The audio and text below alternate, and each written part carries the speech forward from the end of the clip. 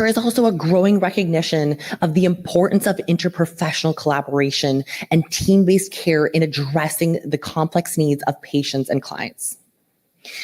By working together across different disciplines, healthcare professionals and social workers can provide more comprehensive and coordinated care that really meets the holistic needs of individuals and families.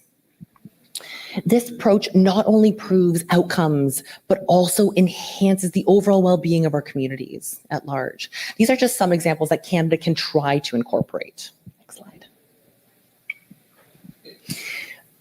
So the ongoing demographic shifts in Canada, including an increasingly diverse population and a growing Indigenous presence, presents an opportunity to prioritize cultural competency, diversity, and equity in our healthcare and social work practices. By embracing cultural humility, respecting the unique perspectives and preferences of different individuals, and addressing systematic barriers to care, we can create more inclusive and responsible services that really meet the needs of all Canadians. Next slide. So the shortages and opportunities that Canadian healthcare and social work sectors are multifaceted and interconnected within one another. By acknowledging the challenges that we face and embracing the possibilities for innovation and working together to build a more resilient and responsive system, we can create a brighter future for healthcare and social work within Canada. And together, we can make a difference in the lives of those that we serve and in the communities that we call home. Perhaps one last story that I want to share with you all today that really is an opportunity to find meaning in the work that you do on an everyday basis. And that can look different for every single individual in the room. So I want to share with you something with you, a story that provided meaning in my life as a healthcare worker. So a few years ago, I was tasked with being a transformation lead for Hamilton, so area in Southern Ontario, as well as the Niagara region. And we focused on the complex chronic conditions, those 5% of the population. So for those of you that don't know in the room, approximately 5% of the population uses more than 70% of our resources in healthcare. So we were targeting the top 5%. And one of those individuals, I went into the room with a care coordinator into this individual's house in a very affluent neighborhood. So mind you, these were $1 million homes in this area in Niagara. And myself and this care coordinator walked into this person's house, and it looked nothing like it did on the outside. The inside was completely hoarded. There was no running water. The individual did not have enough money to pay their gas bills or water bills. There was no food in the fridge when we looked. This individual was not living in sanitary conditions, even though on the outside it was a $2 million home. Our first instinct was to get this individual some food, some running water, some electricity for heat, even some blankets and clothing. But that patient did not want any of that. To him, the most important part was reconnecting with his daughter. And until he was able to do that, then he could find meaning in his life to bring himself to eat, to bring himself to even want clean water and running water. So that really took us back, and we were sort of able to redefine the meaning of opportunities and what it really means to provide social service support and healthcare support to individuals in need. So this really reflected an opportunity, and I share this story in quite a number of conferences because it allowed us the opportunity to reflect about what matters most to you and what matters most to other people. And there's often assumptions that we make, right? Driving by homes, we're assuming that that person is well off, that they're doing well, but walking inside that home, they were in shambles, absolutely shambles. That person hadn't eaten in 4 days when we had seen them, and they were completely emaciated. And again, so our perspective of what matters the most in that crucial time did not matter to them. So I share that story as a reflection as to, again, the meaning of different individual needs and what we can do together as a healthcare and social work sector. Thank you.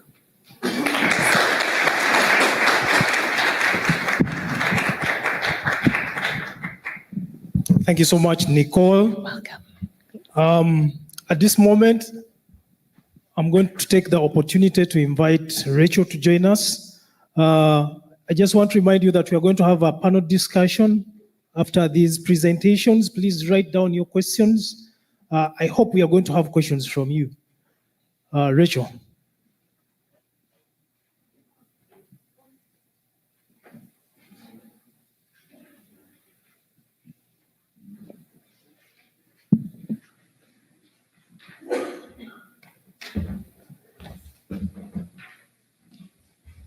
Good afternoon. Well, I am Rachel, and before I start, I just want to say thank you guys for being here. Thanks to all the management team for, allowing me to be on this platform. And I think today I was given the toughest part of the program because I'm talking about policy, right? Because we've talked a lot about integration of services, but talking is good. It's better when it's on paper, right? So what does that look like? And this is something that I put together. So let's see how that's gonna go.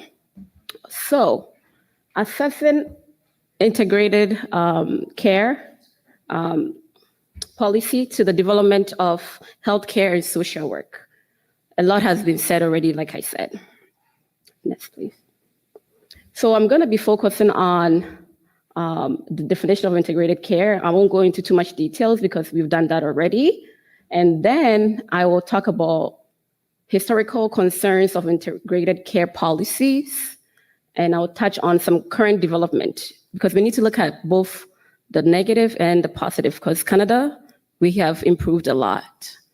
I'll also talk about some initiatives in terms of, making sure that integrated care policies are meeting the needs of the people. And then some recommendations, and we will conclude. Next, please. So integrated care, we already know that is the collaborative effort by medical and social care professionals, like many of us in the room, which aim is to provide holistic prevention and treatment that addresses a client's biological, psychological, and social needs. Basically, it's a holistic approach to wellness. I wouldn't say healthcare, to wellness, because that is very important. What my needs are in terms of wellness might be different from what your needs are. So basically, this involves communication, visions, policies, culture, strategies. It's a wholeness thing. So from the beginning to the end, we need to look at it in that aspect. Next, please. So I'll talk about Mark Al Cookson. He's a biologist and a researcher. This is what he said in his review. He said, in his 2005 review, he said, despite the growing enthusiasm for healthcare integration, information related to implementing and evaluating integration-related initiative is dispersed and not easily accessible. And that was bingo to me, I said. We always, talk about what we want. We said so much here, but are we analyzing the implementation and evaluation of these policies? Because that's most crucial to me. Basically, he's saying there is little guidance for planners and decision makers on how to plan and implement integrated health system with evidence-informed decision-making as an expectation in healthcare management and policy. There is a need to seek out and apply current knowledge on health systems integration to advance effective service delivery. Amazing. Next, please. That being said, I'm talking about current development. So 2005, I'm not a mathematician, but that's like, 19 years? So this report, this one is 2003 and 2014, so that's 19 years. So let's say 2023, this is what is happening now in terms of policy. The Healthcare Policy and Strategies Program provides time-limited funding for projects to nonprofit organizations and other levels of government for projects that aim to improve the highlight stuff are accessibility, quality, sustainability, accountability of Canada's healthcare system. So there is a goal. Those are the aim of the healthcare system, policymakers, the ministry, that's their goal. So basically, anybody in here, people who are in healthcare or social service organization, if you go to Government of Canada website, you can send a proposal and for your initiative, for your organization, to get funding to start to make sure that you are providing integrated care services. So it's not just for special people. I can open my own organization today as a registered social worker and apply. So the information today, we learned that we have a lot of information, accessibility and availability is not the same. So let's go out there to the Government of Canada website, which is canada.ca. Currently, especially for the lady that spoke yesterday, the youth program, they have a proposal, they're accepting proposal for youth, programs that help youth. So let's go there, let's get ourselves informed, okay? Policy evaluation is very crucial in all organizational sectors. It helps us understand the wider effects a policy from whether it is working or not to any unintended consequences. Furthermore, we also determine whether a policy accurately conveys the technical detail to those involved and whether the policy is treating those affected ethically and legally. That is important. We can't just say, hey, Rachel, we're giving you $100,000 for program. That's it. See you. No, we need to make sure that the organizational policies are being implemented, how it's being implemented, and also, we have to evaluate that to make sure that there's some recommendations, it's done. People are receiving the proper care and services that they actually need. Yes, please. Assessing integrated care policy through research. And the former speaker mentioned research, which is great. On October 20th, 2023, it was reported that the Honorable Mark Holland, Canada's Minister of Health, announced an investment of $26.6 million from the Canadian Institute of Health Research and partners that will bring researchers, policymakers, healthcare providers, and people with lived or living experience together to improve the health of people in Canada through integrated care policies and practices. So integration is really, really important to the Canadian Health Ministry. So if you're a researcher or thinking of becoming a researcher, you can get funding like here, like this conference. And I hope you tapped into that because I saw Canada on there. You can get funding to make sure that you're engaging on initiatives that will bring integration. Like today's conference, that's a great example. So thank you all for being here. And I was sad to hear from George that he invited some of the ministers, policymakers, and they didn't make it. But I'm sure that you will pass this along to them after. Next, please. So more on integrated care policy through research. As part of healthcare policy and strategies program, there's also one-time funding through contribution agreement support projects. And these are the things that they need. You just have to make sure that there is an increased understanding, knowledge, research on data, policies, best practices, products, technologies, and process, including identifying gaps, needs, and trends. Some of them also include make sure you identify, develop, implement, assess, and promote new learning opportunities, skills, development, standards, products. I can go on and on and on about the things that you can do by getting funding. So all hopes are not gone. Fundings are there. You just need to tap in there and make sure that you're putting together initiatives like this, and I'll go more into that when I get to some recommendations. Next, please. Another one, too, is from the Transforming Health with Integrated Care. It's a research initiative led by Canadian Institute of Health Research. Their aim is to improve our understanding of how to implement, evaluate, adapt, spread, and share evidence-informed integrated care policies and practices. This research supports the government's plan to strengthen Canada's universal public health. which, as outlined in budget 2023 for Canada, is supported with an additional investment to close to 200 billion over 10 years. So yes, they have said there is money there, and they're willing, for researchers to come and make sure that all these great things that we want to do, people have been given money to do, they're actually doing that, which I think is very important. Next, please. So here are some of my recommendations. I have really highlighted on research. Research is great. Research is great. That's how we get to learn. However, as a nonprofit organization like ourselves, with the Salvation Army, that's where I work, there's some, ongoing policy assessment that we can do from ground level and up. The governments, they're doing their part, but there's so much we can do too. Council meetings. With the Salvation Army for supported housing, we have council meetings with the residents. Their families are also welcome to attend. This is where we ask them about how the programs are going, any recommendations, because we provide meals, we provide recreational activities, and this is an integrated care.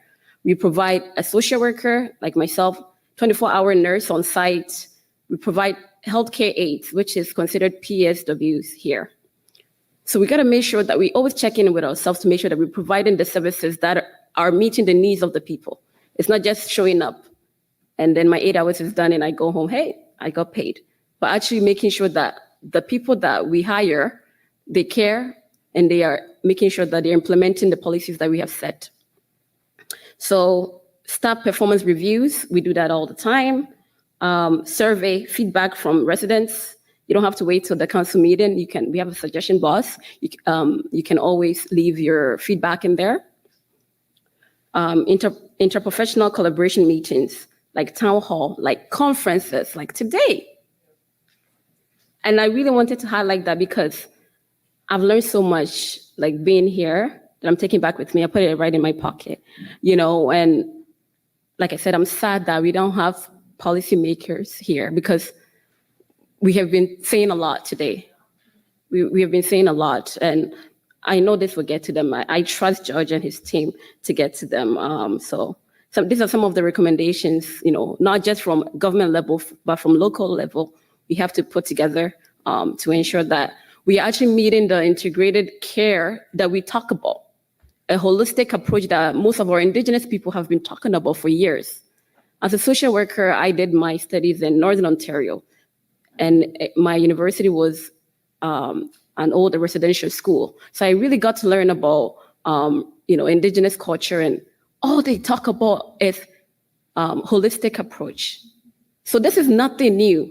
It's just now it's on paper, right? It looks good, but we've been talking about holistic approach for years. And if you're looking at a person's medical condition, why are you going to leave out your spiritual, social, environmental, psychological? So thank you for this opportunity, and I hope that I got my message across.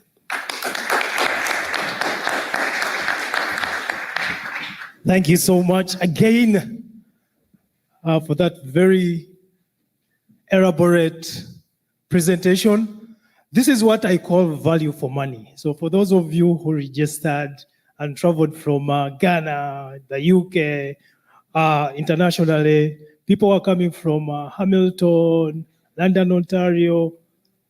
What we hear here, what I see here is value for money. It might look a little bit concentrated or hard, but it reminds me of being in class again. And I love policy because that's my field as well. So thank you so much for sharing some of these very important questions, but also some of the concepts that you have laid out that have been talked about for so long, holistic approaches to integrated healthcare policy. What does that mean? We shall be asking more questions regarding those. I want you to write down those questions because I want us to engage in this this conversation holistically as well. And not to worry, we did have a policy maker here yesterday. He was the keynote speaker, as you remember. We are definitely going to write a report and send it back So hopefully when you come back next year, we shall tell you what the feedback is and how impactful this conference has been throughout the year. At this moment, allow me to invite my colleague, my brother, Dr. Ricardo James, John Munyegera. Not James, but John. We shall have a discussion after him. I thought I would pump you with all this condensed knowledge and then go into the lighter moments as we look to wrap up this conversation. Huh?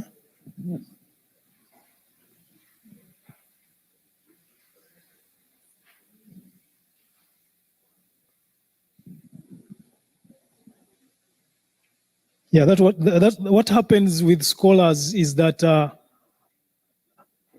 when you're writing a dissertation is the paper you write before you complete your PhD. That process includes writing a lot of different chapters. So you might have seen him yesterday. What he talked about yesterday is a little bit different from what he's going to present now. I think his presentation today incorporates some of the recommendations to the Global South, that some of the solutions they can emulate from the Canadian system, even though we have been interrogating the Canadian system so much over the last couple of hours. We think there are some good practices that we can copy from them and take back to Africa and take back to the Global South. So when I say Africa, I also could be meaning India or Mexico or any other countries that are potentially in the Global South. So be excited because I think it's going to be very interesting. We are going to see the good portions of the Canadian system and what we can copy.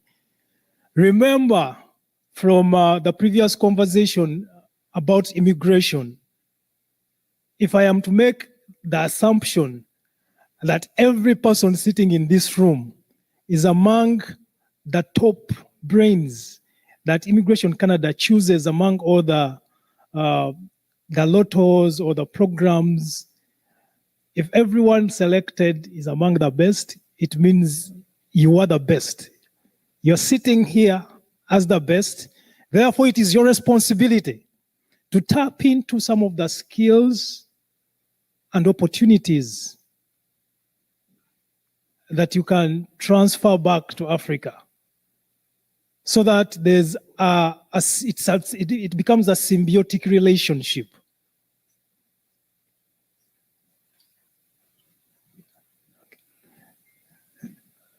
Okay, so thank you so much. Soon to be Dr. Ricardo John Munyegera, welcome again, and we are excited. Does it work? No?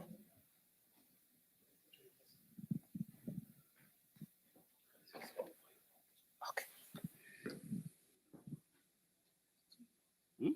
No, I think I can hold it here. Thank you so much.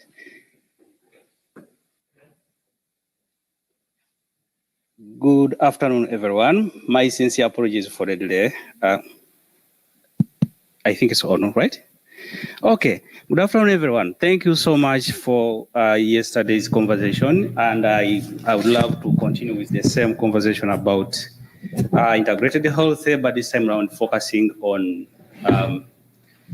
the aspect where we can just compare and see what is happening in Africa vis-a-vis the Global South vis-a-vis what is happening here in Canada. So just as he has already indicated, yesterday was told something which I have taken, especially that title. It's very difficult to listen to myself and then ask myself, okay. In Uganda, we say, aye. Then me, I'm like, I'm the one. So thank you so much for the title. And I'm so grateful and honored to share some of what I'm learning, and at the same time, the research experiences I'm getting as well. I'm looking at how the global South countries can build community-centered integrated care through innovations. That's by looking at the lessons which from Canada's success story. So, of course, I'm so glad for this conference that many scholars have been here, scholars and all the professionals in this room. Everything which has been discussed here is just interesting and very nice for me. Not only nice for the ears, but at the same time also arguing a case of research, but at the same time also understanding social work, integration, and of course community development. So a quick one before I continue. I'm so thankful, Dr. Diva, about the discussion and the conversation we had earlier on. I did not make a comment, so let me just take that moment a bit to make that short comment. On the SDGs, I happened to attend one of the conferences in 2014. That one explains my bald head. I'm too old.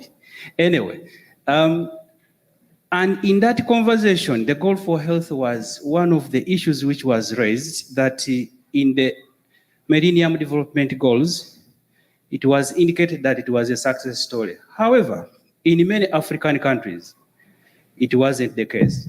Uganda, Zambia, and Kenya were some of the countries which were taken as a case study when they were formulating the current SDGs. And out of that research, they also included Ethiopia.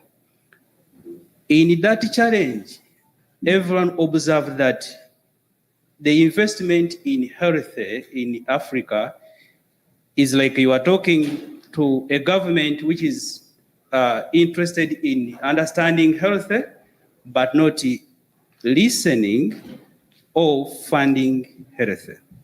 So it is the same challenge, and the recent 2020 conference, which was in Bonn, also indicated the same.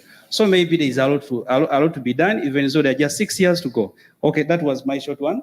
So let me just continue with the conversation about what I expect to discuss in short, and that is some key concepts, and then of course community-centered care, which is of course the futures approaches, and then the innovations which has happened, as well as building on that, and then Canada's success story, the challenges, not forgetting the needed change, and then of course the conclusion.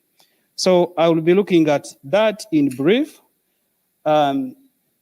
So this has been the conversation all through. We discussed this yesterday about integrated care, and then here I will just center my understanding about community-centered care, which involves healthcare approaches which prioritize the needs and perspectives of local communities. In most of the African countries, I'm going to just throwing in some of those examples. In most African countries, especially my home country, I start from Uganda, this has been a challenge, but investment has been done, but not exactly by the government. I just want to put that on the quotes or as a caveat as we continue with the conversation. So the reason as to why that has happened is simply because that most of the projects which are in the health ministry in Uganda are always funded outside of the budget. So it's like a donor funding, and of course, he who pays the piper calls the tune. So to the targeted projects where it matters most. So looking at the futures of community-centered care, most of it is just very clear. Maybe the next page. Thank you. Okay.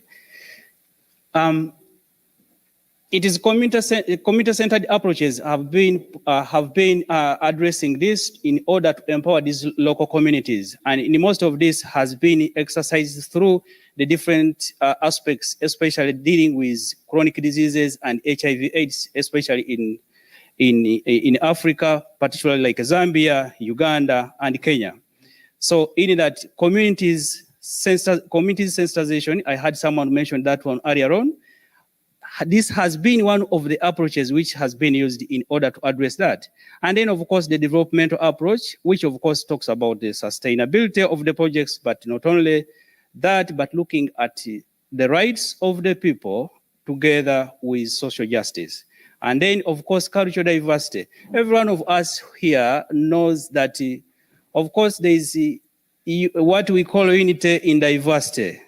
And in many African countries, it may be an exception of Rwanda, most of them are heterogeneous. So with the different tribes in many African countries, at least that cultural diversity also begets the aspect of the traditions, norms, values, and understanding. But that indigenous knowledge, however, addresses a lot of issues and even understanding understanding community health and then even the different families. One of the speakers earlier on mentioned aspects of mental health and how it needs to be handled in relation to that. This is something which is bridging up the argument of how community-centered approaches need to address the issues of mental health. Understanding your neighbor or understanding your brother is far different from your brother telling you what exactly the problem is. So the person where someone finds comfort to discuss their own life is the person who matters most in understanding mental health. Of course, not forgetting in where we come from, most of us, we really know very well that the aspect of discussing mental health, especially for men, is like some kind of a taboo. When I lost my father in 2021, I cried. Some of my brothers didn't. But now I understand the trauma they are going through,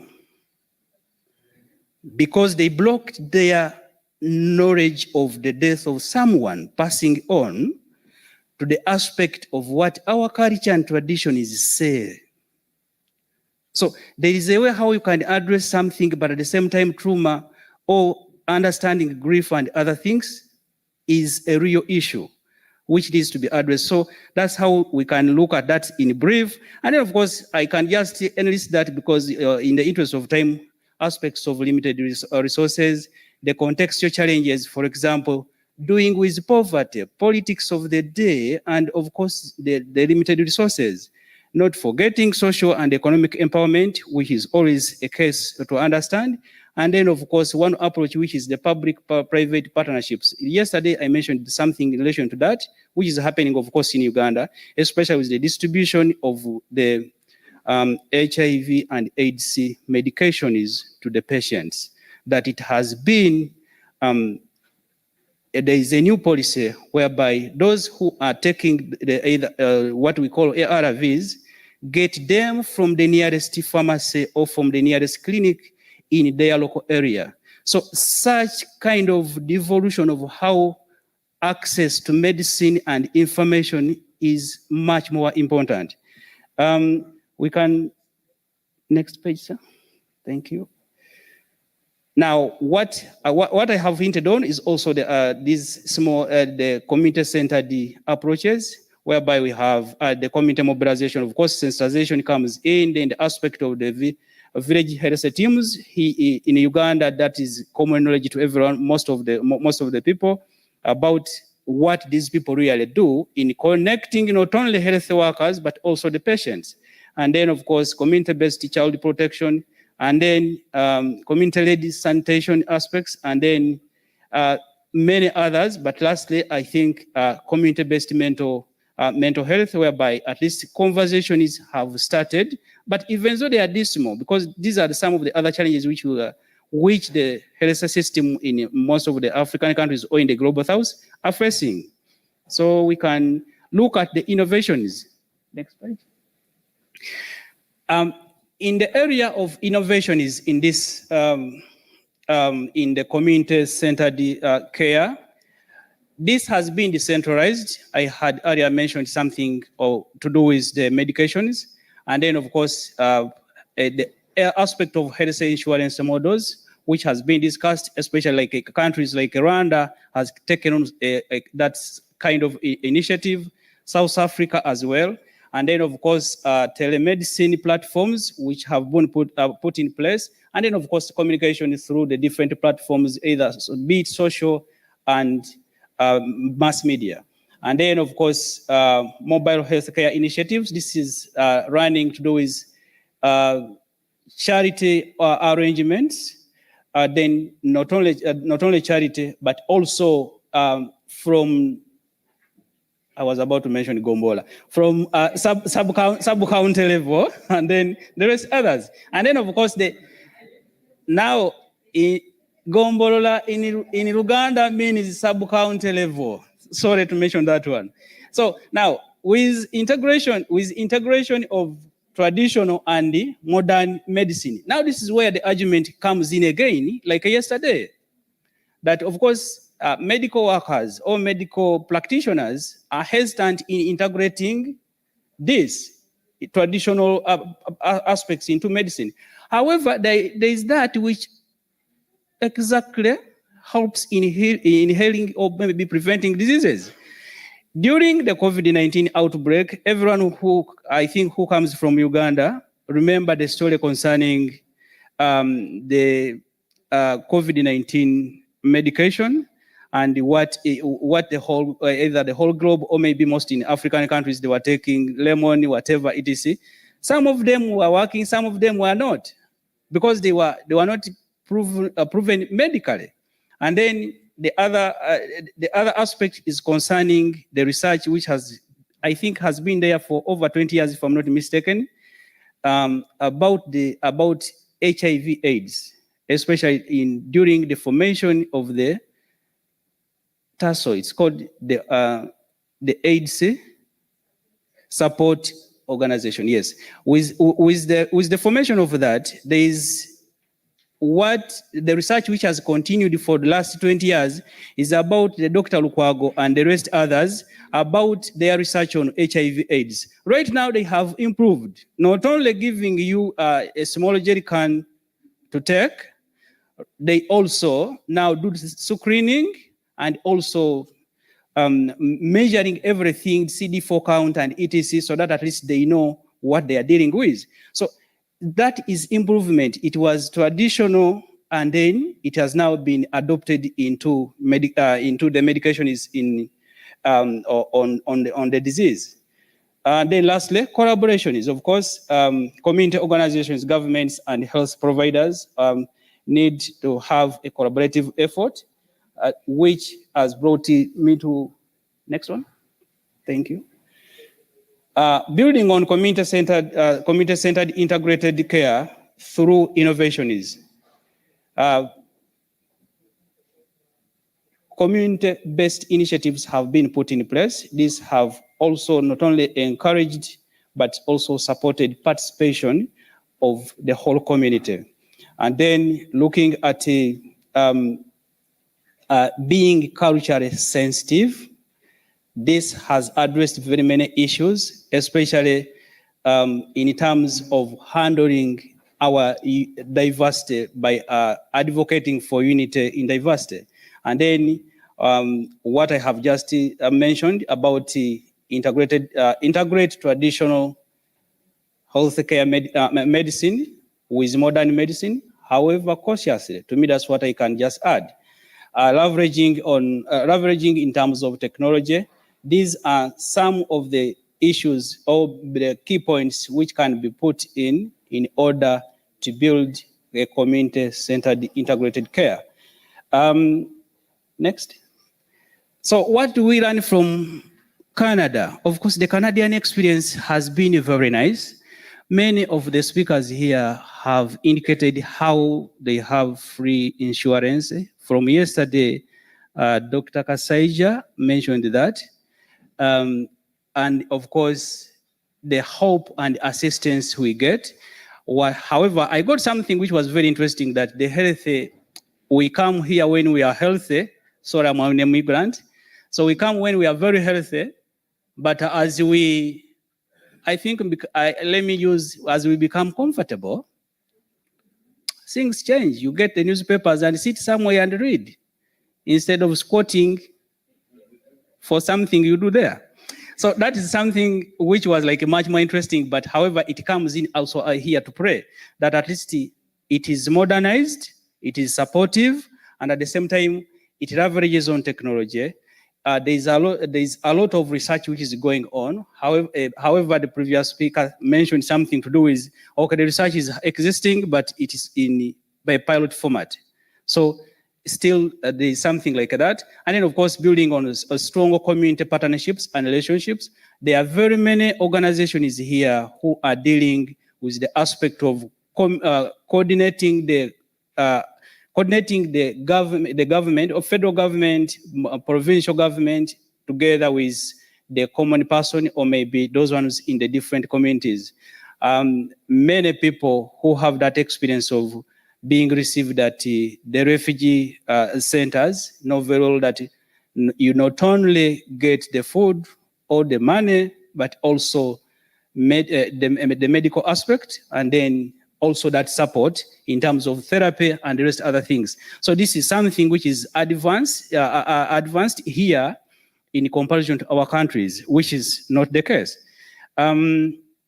There are very many. I just wanted to highlight just those few. So next one. So are there challenges in the Canadian story? Of course. The previous speaker mentioned the piratism, or maybe the other aspects, but also for me, I started with the aspect of shortage of health workers. Every now and then, you read somewhere that at least there is a shortage of health workers within Canada. So it means like, even though it is well and good, there is still something lacking. So it is a work in progress. Then the universal health care, which I just earlier mentioned, and then the colonial era, or the aspect of colonial era. Here I'm more talking about the First Nations, and the aspect of how they look at health, and then of course immigrants, not forgetting ourselves in terms of what we perceive against what is given. This is looking at it in the context of culture, language, norms, and traditions, because what bridges resentment to me might not what bridges resentment to Dr. Sally. So in actual sense, you can realize that from the different countries we come from, migrating here, we carry, let me say, our own baggage, in quotes, but at the same time, we find that this is carried on in terms of perception.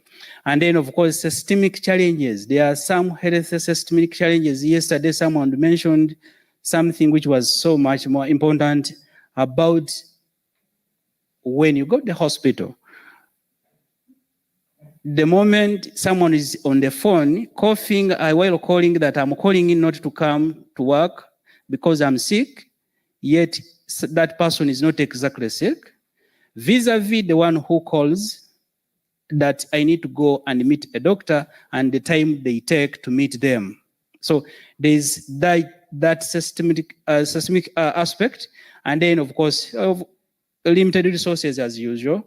In most countries, the earlier speaker mentioned the aspect of in the OECD countries that Canada lags in number 18 in terms of the aspect of funding of health, if I'm not misquoting her. So when you look at that, you realize that at least there is need for improvement, but there are challenges which exist, and then they needed change. Of course, there is needed change. They needed change for now. This one is they needed change for African or maybe the global South countries. And of course, some of these can even work for Canada. Diversified social work education in terms of skilling, and then how people need to interpret different issues or aspects pertaining either the race of someone or maybe how they understand themselves. Then the changing social worker practices, of course, that is one other thing which needs to be done. And then, of course, community-based teaching and the training for social workers. This has taken step within most African countries by making it a professional course. And then one must address, of course, the resource limitations, and then more rehabilitation centers need to be constructed or developed, not only relying on the private ones, but also for the governments as well. And then, of course, the conclusion, I had many things in mind, but I just tried to summarize like 5 to 6 of them. And then finally, that unanswered question. What I mean to say is that, of course, it must be inclusive, accessible. There must be also sensitization of the people, especially an aspect of dealing with culture, and then the aspects of understanding what palliative care approaches mean, especially to many African countries, because most are piloting it, but it's not the final one. To me, the last one is the unanswered question of health and social workers' mental health. To me, that I left it open-ended for discussion. Thank you so much. Hakume Chibumba.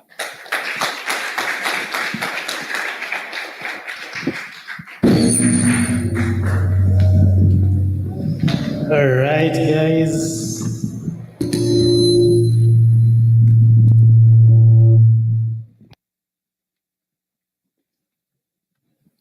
Well.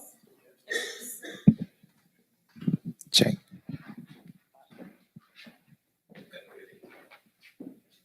We are almost home. Thank you so much. A hand of applause to all the panelists this afternoon.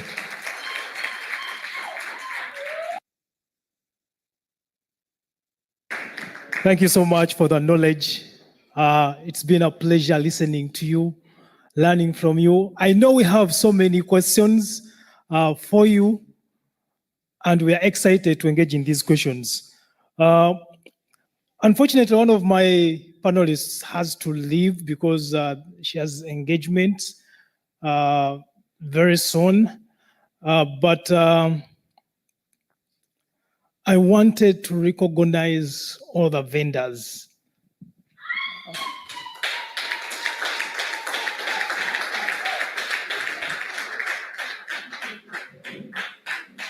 And the volunteers.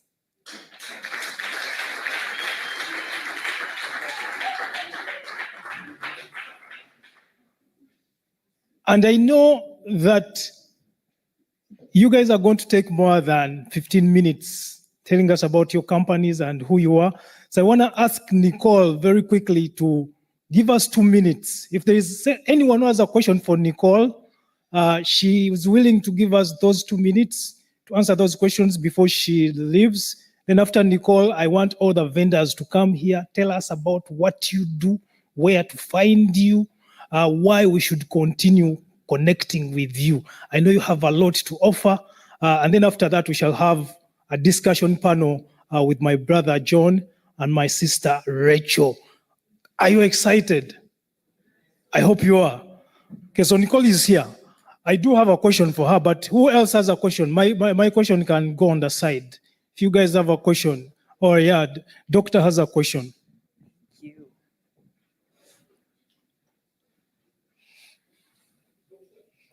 Yes. We got a question over here. We got a couple questions. Can you fix this? Can you fix that sound? Thank you so much, Maurice. Thank you so much.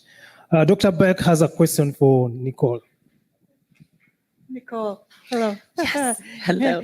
Can you speak to the need for nurses, doctors, social workers, and others who have all the fantastic training in other parts of the world who want to come here and solve our shortage, but their regulations are blocking them from doing that? Are there any shifts happening to help that problem?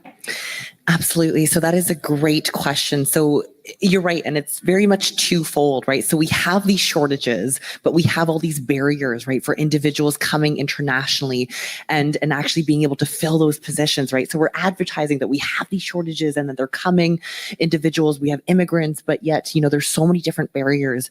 One of the biggest things that I have to say is to stay patient. And there are many systems that are coming in place, both internationally and working with academic institutions, but also colleges, to be able to streamline effectively some of those transitioning and hiring processes. There's a lot more mentorship programs that are now out there as well to help individuals to meet different accreditation standards as well, and to make it a lot more faster and streamlined, because we've seen so many barriers and individuals feeling so demoralized and sort of demotivated from the process. So there is a lot coming down the pipeline in terms of policy management and more sort of strategic initiatives to help with that process. But it definitely is tedious and it has taken significant amounts of time. There's also different academic support systems. So whether it's different counseling services or guidance support within various different agencies. So I know, for example, a lot of the universities and the colleges, even though you're not part of them, you can reach out to them to be able to ask for different supports who can then connect you with different sort of community resources to help more so in terms of that shift of bridging that gap. Thank you so much. Quick and last question. Yes. You talked about innovation. My colleague John has also talked about innovation. My question is in relation to the existing AI emergence of AI. What do you think the new technologies are going, to what extent are the new technologies going to disrupt or add on the issues of healthcare and social work? Is there any intersectionality about innovations and healthcare? Yeah, and innovation has been seen as both a boon and a bane, right? There's a lot of positives, but also negatives, right? So we see it in terms of aiding individuals in actually obtaining different work, but also we see it as replacing work as well at the same time, right? Which is a big challenge. So one example I will give, for instance, in working in the healthcare organization that I'm part of is something called Voice. I'm not sure if anyone has heard the Voice app, spelled VOYCE. And what Voice is it's an AI, not really AI, but it's more of a digital translation service, right? So if we have a patient in the hospital, for example, or in the community, and they can't speak a certain language, whatever it may be, whether it's Swahili, whether it's Indian, and there's tons of different dialects on there, right? So we have more than 300 different languages. Right. So the benefit of it is it connects someone in real time. So the AI is providing that real time support, but then on the back end, we actually have an individual that is real time, right? So you see it sort of working in both ways in terms of not actually taking the place of individuals, but also being a facilitator in certain situations. I think in various aspects, I think the person aspect of actually being able to communicate with people will never be replaced by digital technologies, right? And that emotion is something that will never be able to be sensed by a computer to its fullest extent, right? So you can have someone that's answering questions virtually and in AI depository, but in the same time, AI cannot yet detect someone's emotions and how they're truly feeling, right? And sensing some of that. So I think that is something that is never, at least not in the unforeseeable future, going to be replaced, but we have it seeing as an enabler for many different situations. So in other words, new immigrants shouldn't be scared that AI is going to take away their jobs. No, I don't think so. But I think one thing to stay cognizant on is, if you are to sort of have that additional knowledge of what innovation is coming down the pipeline and sort of finding ways to be able to utilize different innovative technologies within the work that you're currently doing. So something that we're seeing in various communities that I work in, for example, is immigrants showing that they can also work with digital health technologies to then improve patient or client care. Right. So, sort of trying to partner with it, but not seeing it as a deterrent. But I understand also it's seen as something that's scary, right, for many individuals that are coming from overseas. Thank you so much, Nicole. Thank you so much. Any more questions? All right. Mine is a compliment. Oh, thank you. Nicole, I don't know if they will agree with me. They will agree with me. You speak from your heart out. Yeah. I almost thought that you're reading a poem or something. It was amazing. Like, you put your eyes to her and your ears to her, and you don't want to stop. You made it very exciting and very knowledgeable. We want to thank you for that commitment. Thank you for sharing knowledge. Thank you so Yeah, much. we really appreciate you. And I just want to say thank you to everyone here who's organized such an amazing event, and from everyone that came overseas. What a massive, massive acknowledgement to all of you, right? Taking the time to learn about this and in the community. And I encourage individuals, they can always reach out to me as well if they have any questions. And I'm sure contact information will be shared one way or another. If not, I'm happy to disseminate it. But thank you again for everyone for attending and for organizing. Thank you so much. Thank you so much. We appreciate. I will need your business card if you have any left. Yes, I will. I'll be happy to have for it. Sure. The partners have done us so much good, and without them, I don't think we would have pulled it off very well. Let's clap for all our partners, our sponsors. I have not seen a conference since I came to Canada that has this amazing, big, magnificent partners. Give them a bigger hand clap. It takes trust to donate or to sponsor or to partner with a conference. So we want to thank George, Lydia, Carol, Princess, Sally, and everybody else that took part in this. It was an amazing topic that puts everything together. There was so much to learn. We appreciate. At this point in time, we want to bring our big people, the partners, those that have partnered with us to make sure that this comes this far. And we have the one and only Silva. I'll ask them to come first, and that is Dixon Hall, who makes sure that they align you with the job of your description. So Dixon Hall, I know that you spoke to us earlier. So you're going to give us just a 1 second the assurance that you will actually fix us in our dream jobs. Clap for them as they come. In that order, Access Employment is also very closely on their way. I had a program with them where I trained as a health worker, and it was, I really benefited a lot. So please come. Thank you. Okay, let's have all our partners here. Just stay here. Let's have all our partners, please. I'll read them.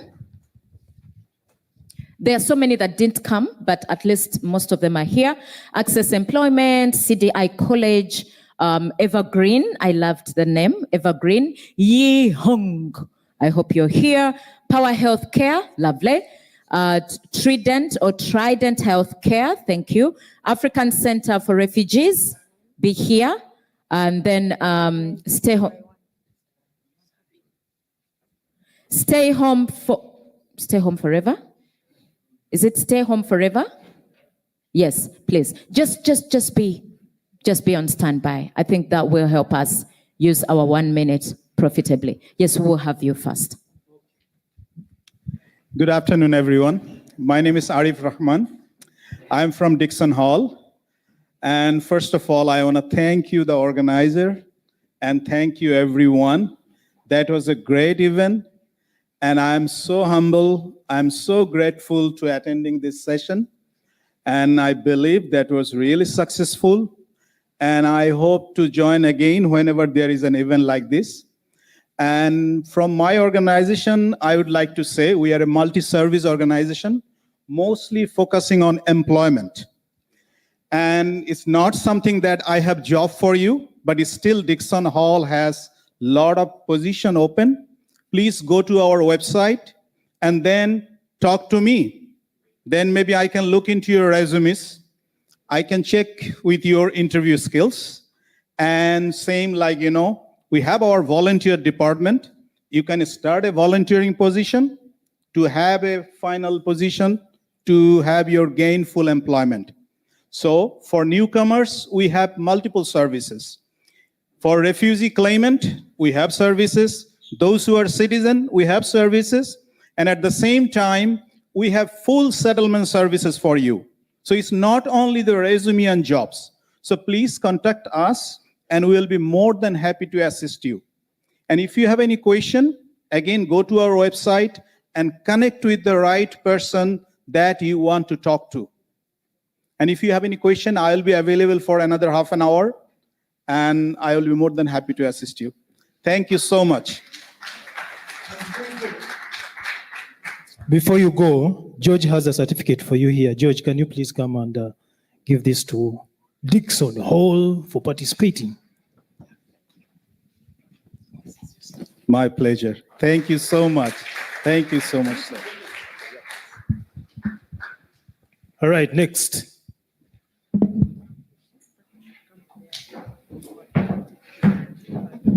Hello everyone, good afternoon. So my name is Sarah. I am the admission counselor at Evergreen College. So first of all, I would like to thank you for organizing this event. This was a wonderful event and I got the opportunity to meet with, wonderful students. We met with partners. So thank you so much. And we really enjoying the events right now. And about the college, we are Career College, registered under Career College Act Ontario 2005. We are also national member of National Association of Career College and Career College Ontario. We are providing variety of programs for the students in healthcare, social service, business, hospitality. For newcomers, we have short programs, diploma, postgraduate diplomas. So yeah, you can visit our website, www.evergreencollege.com, and you can see all the course outline over there. And if you would like to connect with one of our counselor, you can request the information, and one of our counselor would love to connect with you. And yeah, thank you so much for having me. Thank you.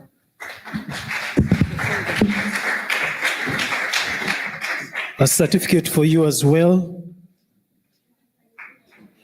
Excellent. Look for all these ones. I wish the whole team can come. Yes, so that when one is speaking, the others are together. They make this in their offices, the pictures and publicity. It makes a lot of sense because they are together on a group, on a table, so they can come and we have that group photo for the whole organization. How about that? So that we don't leave others out. They've been working together. I think it's a good idea. Can we take it, please? Who's next? Yeah. Next. You've taken my list. Because you took my list away. Yes. Hi, I'm Amy. My name is Amrita, but if your tongue, twist or something, you can call me Amy. I really love the idea of getting all the people in your niche, but I'm alone here, representing my company, okay? So I'm the program coordinator of Trillia MedVillage.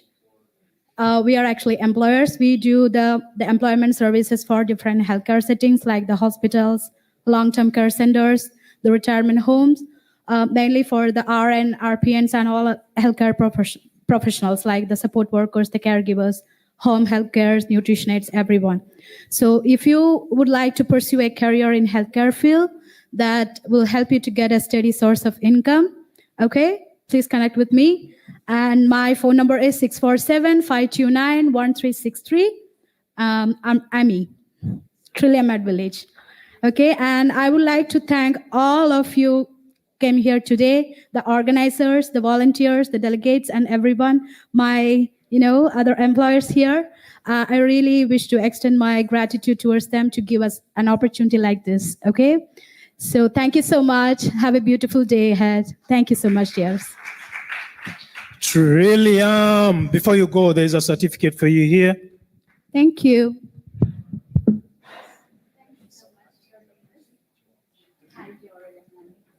Ye Hong. Ye Hong, going next.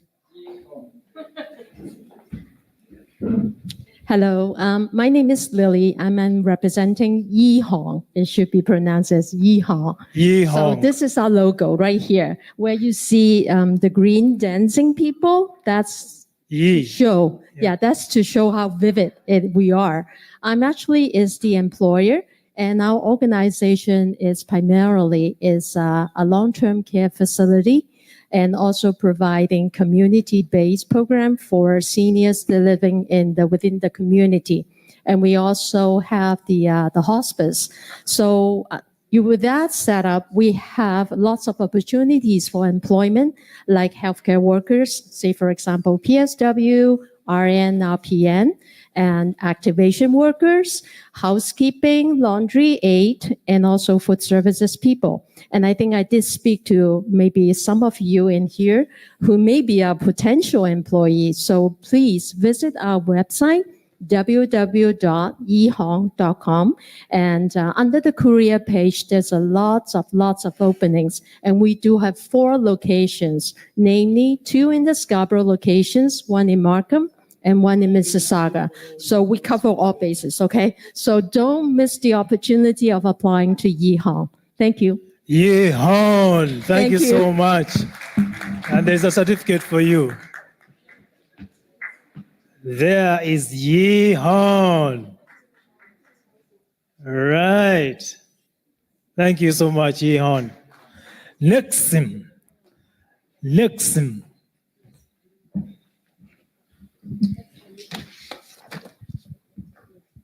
Good afternoon, everyone. My name is Mayor Iwal, and I'm here representing Nexim Healthcare Consultant Inc., and also the subsidiary of Nexim, which is Trident Institute College that we have right here.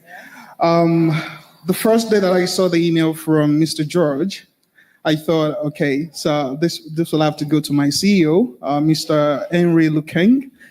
But he sent me an email saying, no, Mayor, you go ahead and represent the company right there. So it's an honor to be here to represent my company as well. And also I want to say thank you to Mr. George for taking his time to coming down to my office to welcome me and also to invite me directly himself.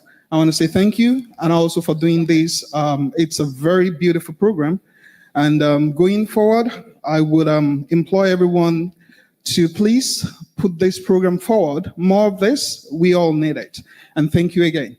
What we do at Nexim is that we are a healthcare staffing agency. We provide PSWs, RPNs, RNs, physiotherapists, and the likes, the social workers, CYWs, to facilities, hospitals, and other organizations as well. Mr. Lukeng saw this in 2009 when he saw that the society would need all these people. So he saw the shortage, and he came into that loop to block all that. So we've been providing this since 2009. And in the long and the medium term, we've been able to staff facilities and also hospitals with staffs for them to be able to do what they need to do. I was listening to the last speaker right here when he said something about the shortage. This is what Nexim has come in to do. And we are very proud to say that we only have a 1 hour turnaround for every request that we do receive.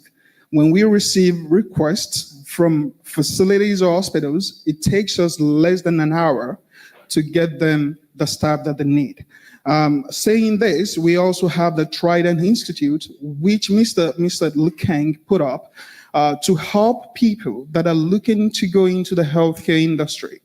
What we do at this institute is that when we train these people and we retain them to work for Nexen. When they are trained at our institute, we have a job readily waiting for them. So I would implore everyone, if you have anyone that is looking to go into healthcare, contact us at Trident Institute. We will train them to become a PSW, to become a DSW, to become a CYW, and we have a job readily waiting for them at Nexen. That said, there is no shortcut to everything. I am the branch manager of Nexen in Toronto. If you give me a call and you're telling me you do have someone that has the certifications and the requirements needed to be able to excel in the healthcare industry, I will go through your resume. I will go through the requirements that the facilities are asking us to provide. If you have them, or you know anyone that has all these requirements, we will employ them. You can take my word for it. And also, we are delving into the private home care sector as well. What we do is that we want clients that can afford the services to come to us, and we will be able to provide the services to them. We have the nurses, we have the PSWs, and we have other healthcare workers. And this is also included. We don't charge HST. At Nexen, there is no HST. We want to provide the services to everyone, whether you are able to afford it or not. We will charge no HST. That said, Mr. George, thank you again for having us. And to all the team that has put this together, we want to say thank you for having us as well. Thank you. Yay, Nexen. Okay.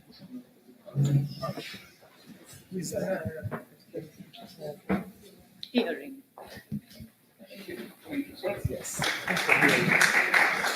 Next, hope for hearing.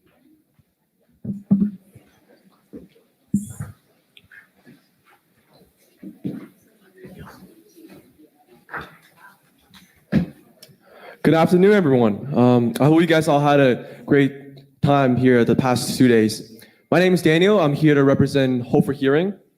As I would assume many of you here will agree, hearing is very important. You know, who doesn't love listening to music? Matter of fact, you guys probably wouldn't hear me talking if it weren't for hearing. It is truly a gift from God. And that's why as Hope for Hearing, we're dedicated to raising funds and spreading awareness for people with treatable hearing disabilities. Hope for Hearing is a charity that has been started by high schoolers 2 years ago. And through these 2 years, we have expanded to different chapters, different schools around Toronto. We began doing events in school and outside schools like this to spread awareness and raise funds. And all of our funds goes directly to the Sunnybrook Cochlear Research and Development as funds for people to treat people with hearing disabilities. And I would like to say thank you, George. Thank you, the organizer. Thank you to sponsors. Thank you to everyone here for giving us this great opportunity to raise awareness about hearing disability and tell more people about our charity and to a wider community. And thank you. Thank you.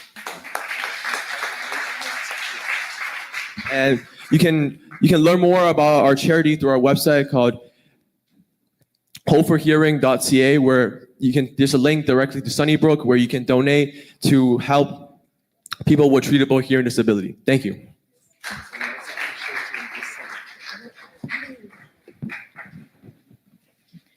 Thank you very much. We really appreciate your services to community.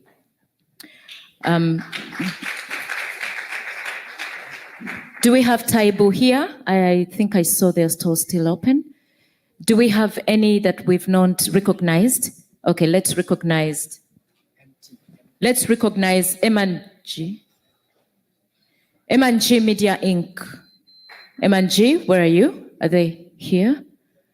M&G, please come for recognition. Thank you. Let's clap for them. You're a serious partner. We are able to go online. We are able to have a public address system because of you. So tell us about you. Where do we find you? And we like your services. Sorry, this is off guard. My name is Morris. Thank you again, George and the team for giving us this opportunity. from MNG. You can see what we do. How do we call it? Oh my goodness. Sorry guys. Videography, sound, photography, and everything. So where to find us, you can Google us, give us a call, and we'll give you services, anything you need. Thank you so much again.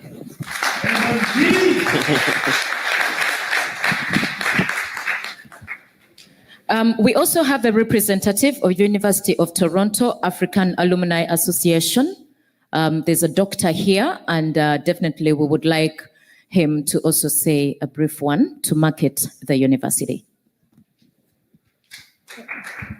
A very big hand clap for. Thank you so much for coming.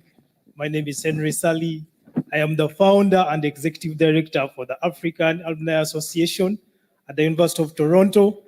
Our conversations delve around refugee issues, acknowledging African excellence within our communities, and also engaging in conversations regarding influencing young Africans within our communities. We empower Africans, we support Black, and we also partner with African creators and founders. So it's been a privilege being part of this conference, being part of these conversations. I want to honor all the volunteers and my colleague here, George, and all the creators in the room, as well as the management and co-presenters. So thank you so much for coming. If you want to learn more about the African Alumni Association, we do have plots or land. We have land on the web, so on LinkedIn, Twitter, Instagram, and what, TikTok. So you can find us there. We also have a website, africanalumni.ca. Find out more what we do and see how we can partner together. Next week, we are organizing Lugha Fest. Lugha Fest is a language festival. So we are going to be at the University of Toronto again, engaging in that different niche of how we can consolidate identity and how language intersects with success in Canada. So try to find out more about it, reach out. Excited to be here again. I'm very humbled to have been part of this conference. Thank you so much again. Mr. Sadi, we also appreciate you for the Lugha Festo. Please go back and receive it. Oh, what is Lugha Festo? Hey, you heard my question, eh? Lugha Festo is a language festival. So it's a language festival. It's an indigenous language. We are starting, of course, they say charity begins at home. So we are starting with Luganda, which is an indigenous language from Uganda. So if you're interested in learning more about Lugha Festo or this language festival, please reach out to me, find out what it means, and then I can give you more details about it. But next year we are going big, bigger and better. Thank you so much again. Lovely. Thank you so much also for being such an amazing MC. You've done us so much good. We have Nightingale Initiative for Global Health, our one and only Dr. Devor. A very big hand clap for her, and please help her up. I know that she has a lot of students here. Oh, wow. I wasn't expecting this.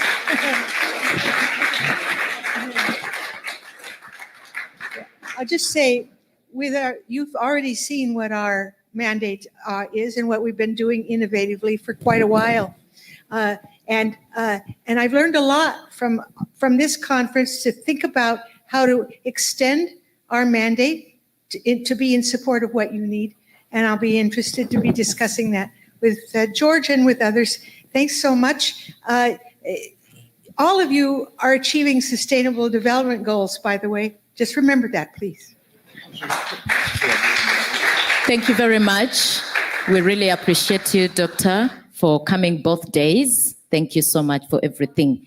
Now, yesterday I broke down the word mentor, and among mentor there was nutritional, letter N standing for nutritional therapy. We all know that nutritional means food. We are what we eat, and it's very important to check what you eat. At this point in time, we have the World Food and Culture Festival. Please, Maria, together with Aisha, please come forth and speak of how you're supporting communities using food as therapy, and tell us also about the festival. Thank you very much. Let's give her a very big hand clap. Maria Ndagire is a social worker as well, and a community-based person in working with communities. A very big hand clap. Good afternoon, and I'm everyone. part of the team. I'm part of the Good team. afternoon, everyone. My name is Mariah, and I'm here with Aisha and Auntie Sue and George. George is part of this team at the same time. I am not often being seen in the community, but I am a social worker, as she said. I support women and children. And when I was new in this country, I faced many challenges. And I said, okay, what can I do to bring everyone together? Because you see, I can see white, I can see black, I can see chocolate. But when you cut us, we all see blood. And I was like, what can I do so that we can always come together to embrace our differences, and then we share the similarities? That's when, as we're here with this group, of course, George is part of us, and other people who are unable to be here, I decided to come up with a concept called the World Food and Culture Festival. Actually, earlier we were called the African Food and Culture Festival. Those ones who are at Chris Pitts Park in September. George cheered us through the whole event. I realized that everybody has done something like, as a group or as a team or as a country. I was like, no, let's change the concept. Let's call it the world. So that when I meet a Kenyan, we can embrace each other. When I meet a Canadian, we can as well become friends. When I learn from a Canadian, from somebody from Pakistan, from somebody from Iraq, as a team, we embrace unity, we embrace togetherness, we embrace growth, we embrace development. So at the long run, we shall work together and we shall be at the same pace. So as a team here, we are here to invite you to the World Food and Culture Festival, which is going to take place on the 27th and 28th of September. It's a free event.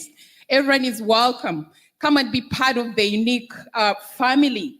We are here and we are glad to welcome you to our great team. And thank you so much for inviting me today. And I appreciate. I'll let George also. Oh, the venue is Chris Pitts Park. And probably George will talk more and maybe Auntie Sue about it. Thank you so much. All right. So I'm not going to talk about anything about how I get in and how I get in, but they are using the services of Global Events Canada to plan the event that she has talked about. And that's how I get into the picture. Thank you very much. And we are appreciating you with a certificate of appreciation. And we appreciate your contribution. Thank you.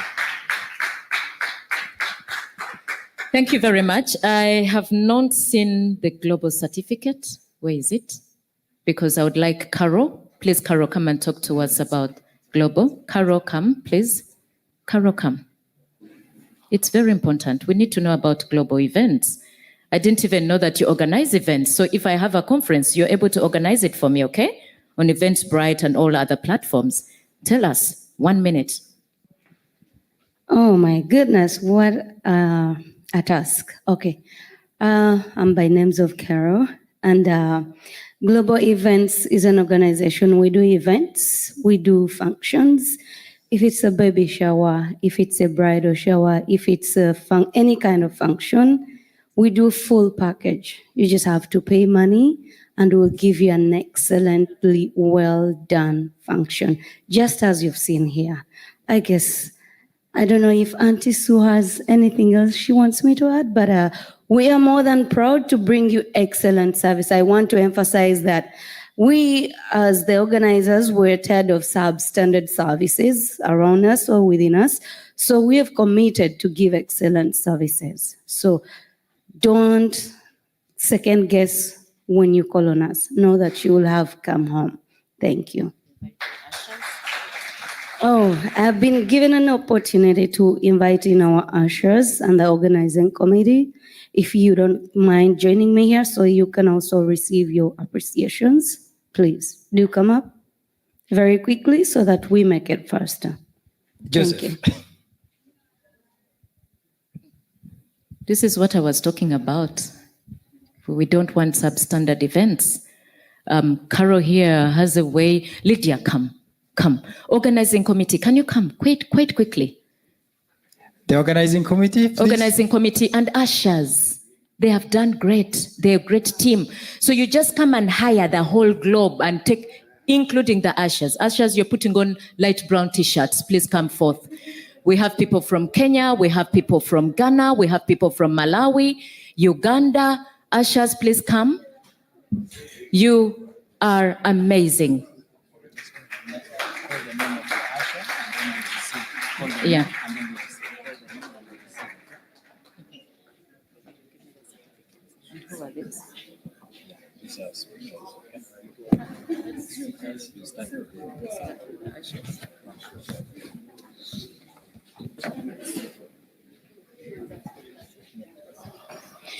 We also have the African Center for Refugees in Ontario. It's represented, and we shall take the certificate to them. Now, can you give a very big hand clap to these people? Mr. George and Carol and organizing committee, we need a collective picture. You are amazing. You are very amazing. Give them another clap. With their beautiful faces, they were there since yesterday, and they are usually here 6:30 in the morning to organize everything you find on desk and to be smart and have a smile for you. Thank you so much. Stella Birungi.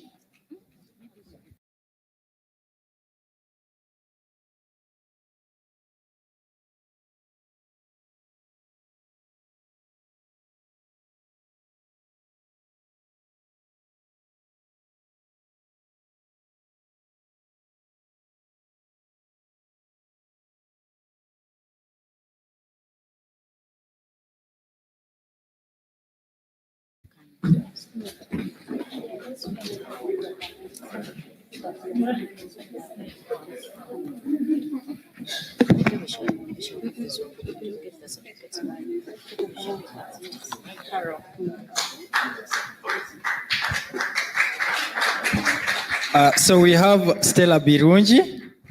Thank you very much. Thank you, Stella. We have Sadiq. Thank you very much. Sadiq, thank you. All the way from Nairobi, Kenya. Thank you. Now a Canadian. Teddy Chizito. Thank you. Thank you very much, Teddy. Evelyn Isiki. Thank you so much, Evelyn. Keep that smile on. Kenya. Catherine. All the way from Kenya. Thank you so much. This is lovely.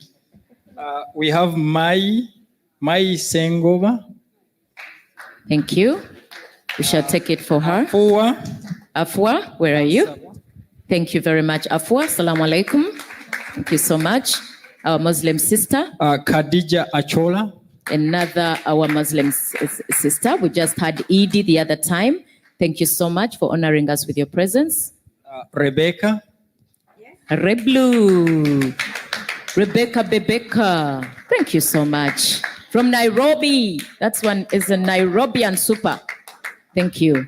Livingstone. This is Dr. Livingstone. Dr. Livingstone, medical doctor.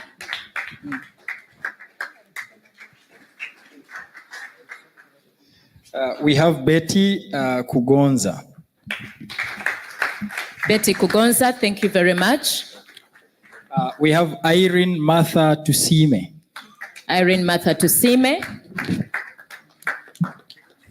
Asimwe Aisha.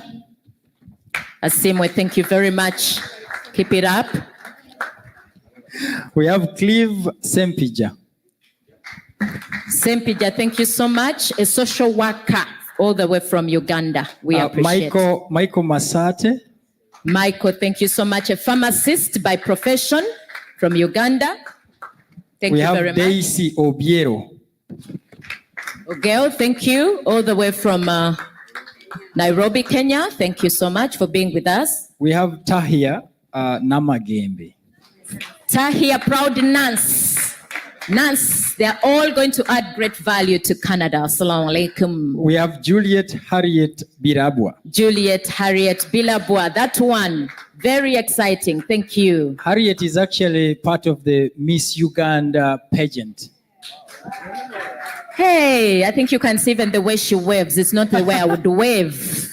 We have Ezra Ochami Oondo. Ezra, are you there? All the way from Nairobi, Kenya. Thank you. Thank you very much. A So- veterinary doctor. And that's Yeah, it. that for one is now. a veterinary doctor. All these men and women have, my Yes. God, I have it in my. Thank you very much. Thank you so appreciate much. your service. All the ladies and gentlemen that you're seeing in front of you have been part of the organization and be putting everything that you see here today together. And a round of applause for our volunteers. Thank you very, very much. Yeah, we can.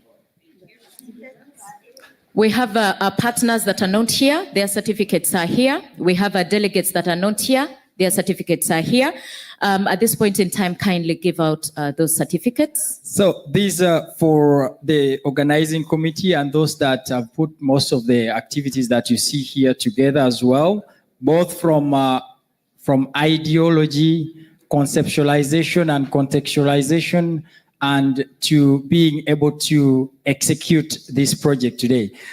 Joseph Kasaija has been providing double-edged and double-ended services. Joseph Kasaija is a public health specialist, but also in the project, Joseph Kasaija was the event coordinator. Thank you very much. Thank you. He has done so well. Coordinating the career fair with the conference. We have Henry Sally that has been providing a very good job with moderation, but also the MC of the day. Thank you very much. Thank you so much. Thank you so much, Mr. Sully, for doing a great job. We appreciate you.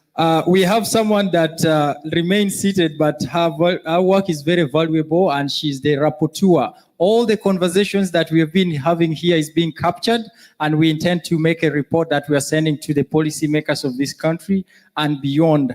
I hope Dr. Diva is going to help our conversations here to reach WHO. Thank you very much. Princess Ikilai Winifred. She is amazing, just to know. Thank you so much, Princess. We are so proud of you. Mr. George has such a great team, huh? Ikilai also is a public health specialist. Beautiful. We do have Ricardo John Munyengera. Ricardo John from McGill University. Ricardo, thank you. Please come and receive. We appreciate you, very knowledgeable. Ricardo has been providing also double-ended services for the purpose of this project. He has been a valuable speaker, but also he has been part of the planning committee. Thank you very much.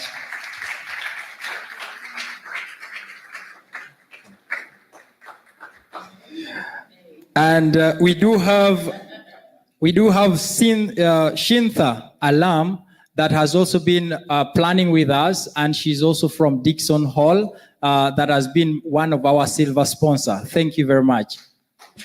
We appreciate you very much.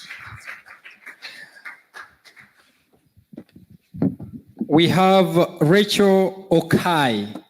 Rachel came all the way from Alberta, and specifically to have this conversation. Thank you very much, Rachel, and thank you, Salvation Army. Thank you.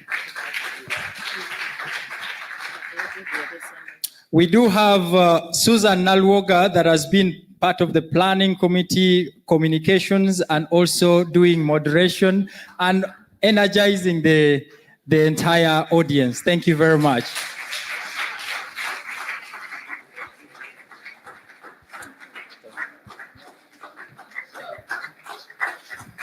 We do have now this, the other one was issued to Nightingale, but this is to Dr. Diva Marie Beck herself, that has been part of planning and contextualization of this project, and some of her research work made value to what you are seeing as content of this project today. Thank you very much.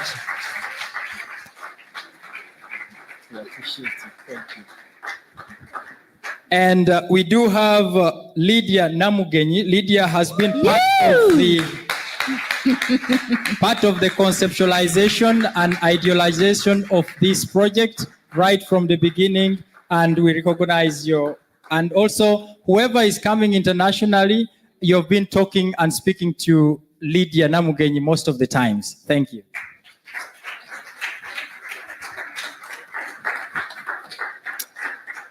We do have Nayebare Carol. Nayebare Carol has been coordinating the healthcare and social work career fair, and she's also part of Global Events Canada.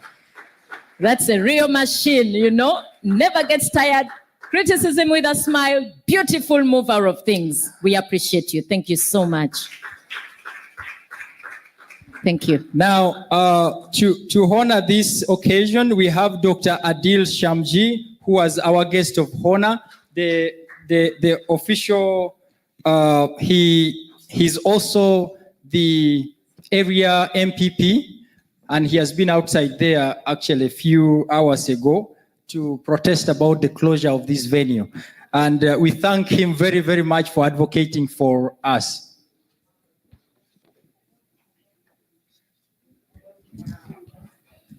We do have Dr. Kaylee A. Gregory. She has been part of the planning committee. Dr. A. Gregory is in Miami, and she was not able to make it. She's from USA.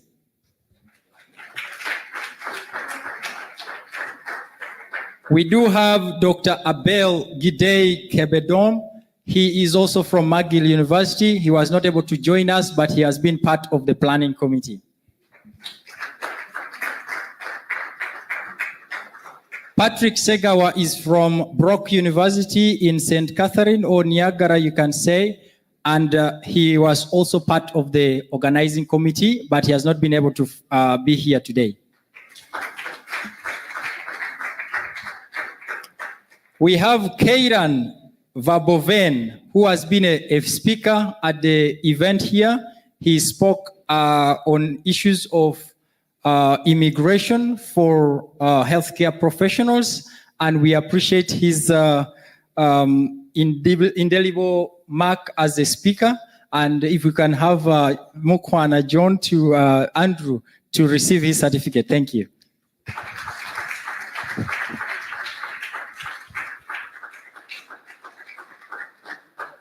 Thank you.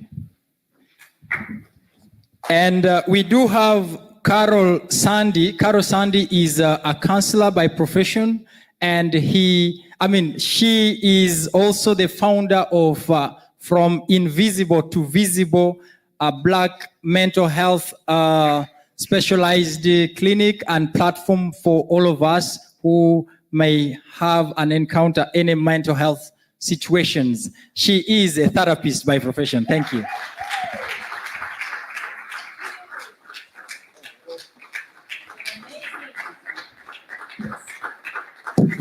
Yesterday, in my opening remarks, I made mention of someone whose research has made the contextualization of this project very valuable, and that is none other than Dr. Sumi Cheng, who is also a professor at Toronto Metropolitan University, but also the executive director of Street Heaven.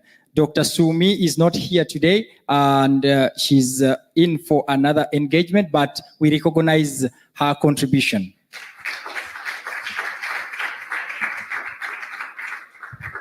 We do have Dr. John Wesije Kiria. Dr. John Wesije Kiria is a public health specialist and promotions specialist at the City of Toronto, and we also recognize his contribution.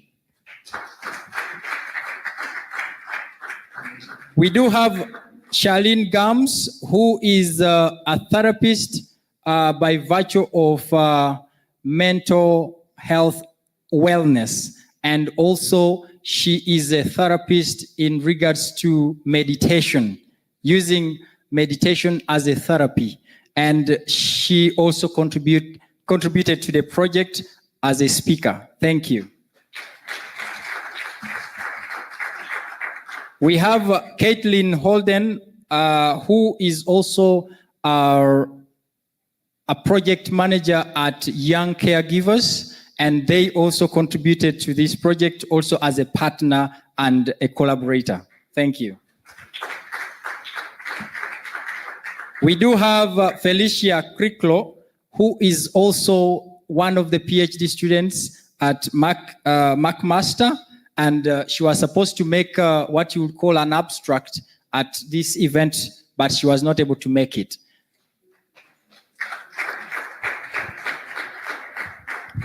We want to appreciate everyone that has contributed towards this project, and also being able to recognize the contributions of each and everyone, those that are attending online and those that are here.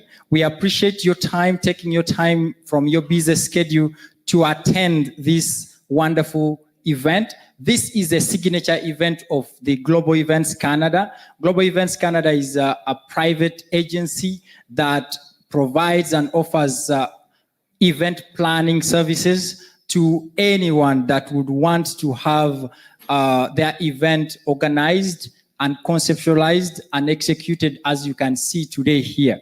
I do appreciate and recognize each and every organization that has been that has attended this event. We do have CBDOC, if you can just wave to us, CBDOC, and we do have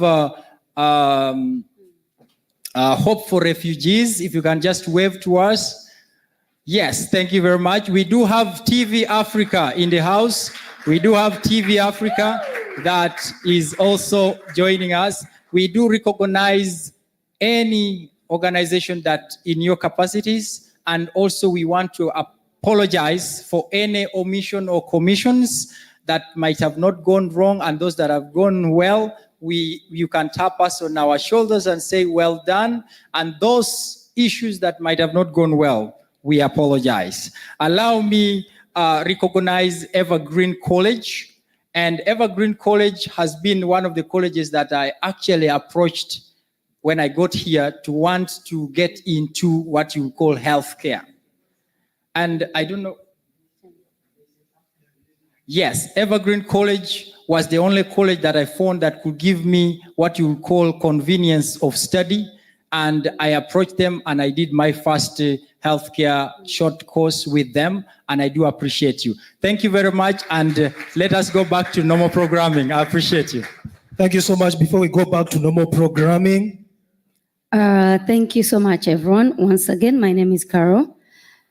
First and foremost, I would like to recognize one of our musicians, Julie Sesanga. If you can wave at us, your present is coming. It's on the way. It's big, so that's why it's not here. It couldn't go through the doors. And we would like to appreciate and recognize every one of you who is here. I know we've given out certificates, and for everyone who has attended, I will ask that you leave us your email, as we plan to send you your certificates on email. And in a special way, I would like to humbly request George to come back here. Thank you. I want to give a little, I don't know if to say a biography here or to speak about George. I know, I recognize George in different aspects. Just a simple way, when I first came here, up to this moment, he's the man that has been a brother, a friend, a family. When he didn't know me, so when they say social work or connections or networks, it's not always about just money and work and all this and that. George is our team leader, the CEO, the chairperson, the host of the day that we are celebrating today. Personally, I say celebration because it's not easy to have everyone gathered in a space like he has done. It's easy for us to be here, but without recognizing how much someone has put in for all of us to be here. And so I really want to appreciate you, George. And I want to say that your efforts are recognized. And I want to encourage you to keep the big heart that you have. He's, no offense, he's small in size when you look at him, right? But he has such a big heart and such a big profile that I can't say right now because I'm trying to keep time in mind. And I want to welcome the team. That's the team we've been working with, Iklai, Joseph, my sweet sister Lydia, Sally, and Susan to come, and we appreciate George. And I'm going to humbly ask Joseph to come and hand over this certificate to George. Yes, yes, yes, yes. We are giving him his George, flowers. I want you to know that you're celebrated. This is really powerful. For people like me, you've really given me a platform I may not just find anywhere. I don't take that lightly. Susan and Sally, you've been great MCs, a great team to work with. One thing I must say is that a person like her, she was brought on team last minute, but you can see that when she steps in, we're all smiling. Anyone agrees with me? So you guys, we recognize your work. And if you have functions, actually, we're having an MC company that we're gonna start. So you guys have free MCs right here. Yes. So we appreciate you guys because we have recognized everyone, but I don't want you guys to be left out. You, George, and the team. We appreciate everyone. Thank you very much. And Lydia, I'm waiting for you. Thank you. We're going to recognize George for the great job he has done. Don't stop today. Keep going. We believe in whatever you have in that mind that God has put in there. So keep it going. Thank you so much.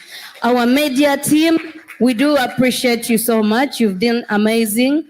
And yes, we'll work with you even next time. Thank you. Congratulations again. Congratulations. Well done. All right. Okay. All right. Thank you so much, guys.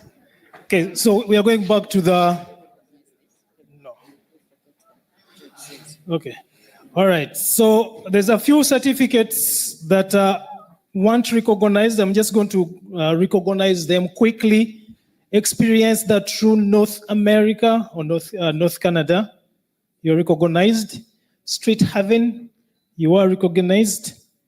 Taibu Community Health Center, you are recognized. Queen Designs, you are recognized.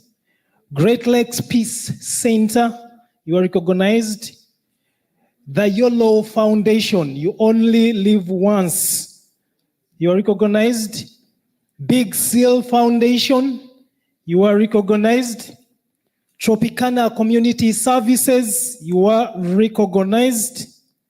Access Employment, you are recognized. Skinovate Foundation, you are recognized.